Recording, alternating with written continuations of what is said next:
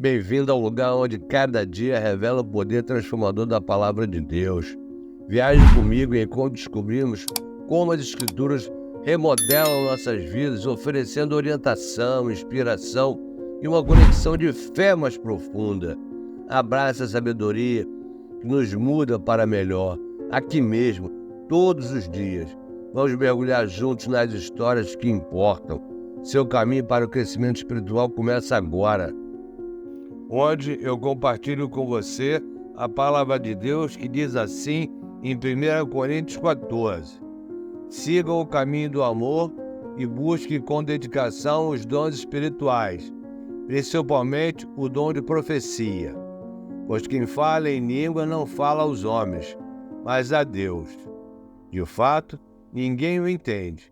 Em espírito fala mistérios.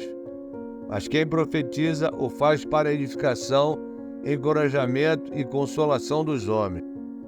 Quem fala em línguas a si mesmo se edifica, mas quem profetiza edifica a igreja. Gostaria que todos vocês falassem em línguas, mas prefiro que profetizem. Quem profetiza é maior do que aquele que fala em línguas, a não ser que as interprete, para que a igreja seja edificada.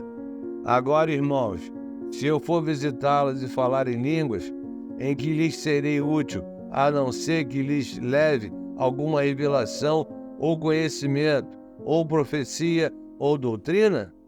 Até no caso de coisas inanimadas que produzem sons, tais como a flauta ou a citara, como alguém reconhecerá o que está sendo tocado se os sons não forem distintos?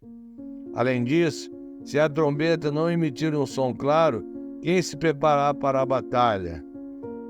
Assim acontece com vocês. Se não preferirem palavras compreensíveis com a língua, como alguém saberá o que está sendo dito? Vocês estarão simplesmente falando ao ar. Sem dúvida, há diversos idiomas no mundo.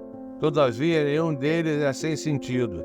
Portanto, se eu não entender o significado do que alguém está falando, serei estrangeiro para quem fala e ele estrangeiro para mim.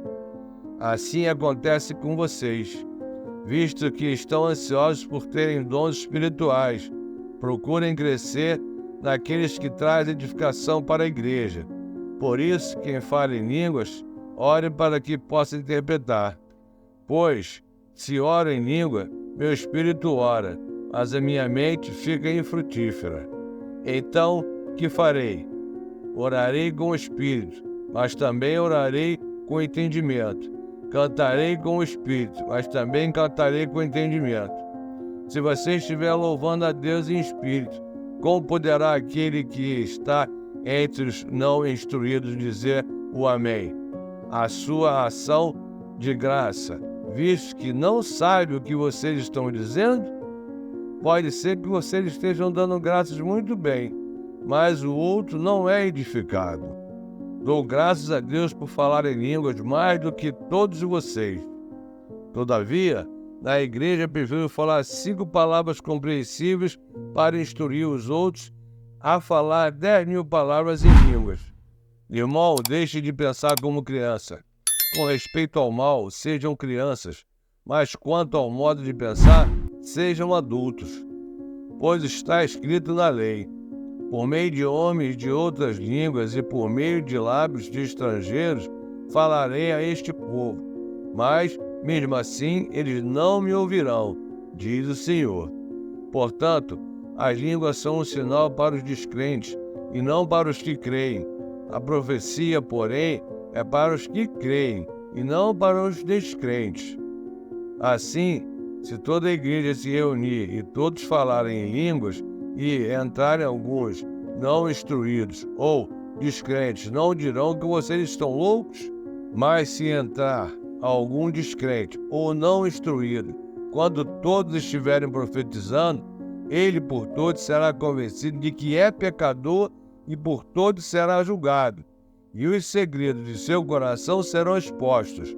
Assim, ele se prostrará, rosto em terra, e adorará a Deus, exclamando: Deus realmente está entre vocês. Portanto, Que diremos, irmãos? Quando vocês se reúnem, cada um de vocês tem um salmo, ou uma palavra de instrução, uma revelação, uma palavra em língua ou uma interpretação. Tudo seja feito para a edificação da igreja. Se, porém, alguém falar em língua, deve falar 2, no máximo 3, e alguém deve interpretar. Se não houver intérprete, fique calado na igreja, falando consigo mesmo e com Deus. Tratando-se de profetas, falem 2 ou 3, e outros julguem cuidadosamente o que foi dito. Se vier uma revelação a alguém que está sentado, cale-se o primeiro, pois vocês todos podem profetizar, cada um por sua vez, de forma que todos sejam instruídos e encorajados. Os espíritos dos profetas estão sujeitos aos profetas, pois Deus não é Deus de desordem, mas de paz. Como em todas as congregações dos santos, permaneçam as mulheres em silêncio nas igrejas, pois não lhes é permitido falar. Antes permaneçam em submissão, como diz a lei. Se quiser aprender alguma coisa, que pergunte a seus maridos em casa, pois é vergonhoso uma mulher falar na igreja. Acaso a palavra de Deus originou-se entre vocês? São vocês o único povo que ela alcançou? Se alguém pensa que é profeta ou espiritual, reconheça que o que lhes estou escrevendo é mandamento do Senhor. Se ignorar isso, ele mesmo será ignorado. Portanto, meus irmãos, busquem com dedicação o profetizar e não o proíbam o falar em línguas. Mas tudo deve ser feito com decência e ordem. Que maravilha de palavra, meus amados! Agora, dando continuidade, o devocional de Kenneth Hagin, no dia 6 de abril, que diz assim: poderosos, destronizados.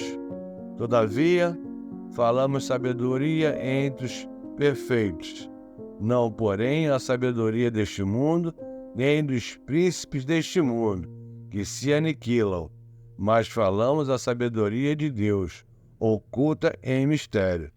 1 Coríntios 2, 6 e 7.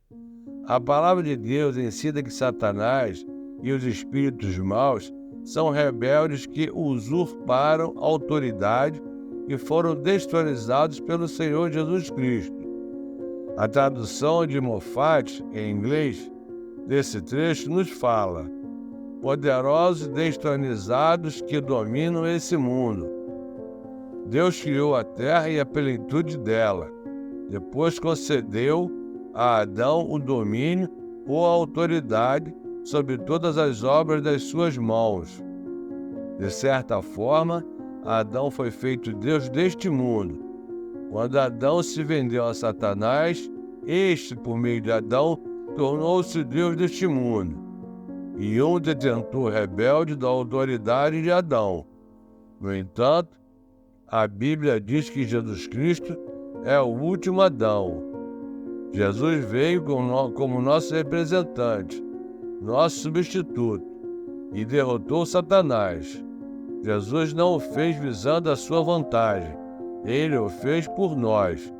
Tudo quanto Jesus fez pertence a nós.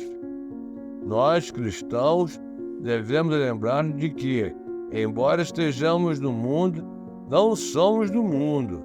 Satanás não nos deve dominar. Somos nós que devemos e podemos dominá-lo. Temos autoridade sobre ele, pois Jesus o derrotou por nós. E a confissão é a seguinte: Jesus derrotou Satanás e seus exércitos para mim. Satanás não me poderá dominar. Eu o domino. Jesus me deu autoridade sobre Satanás e eu a empregarei. Oh, meu Deus, que maravilha de palavra. Meus amados, se vocês estiverem gostando, se inscrevam no canal, dê o seu like, compartilhe e faça um comentário. Um grande abraço, te vejo amanhã.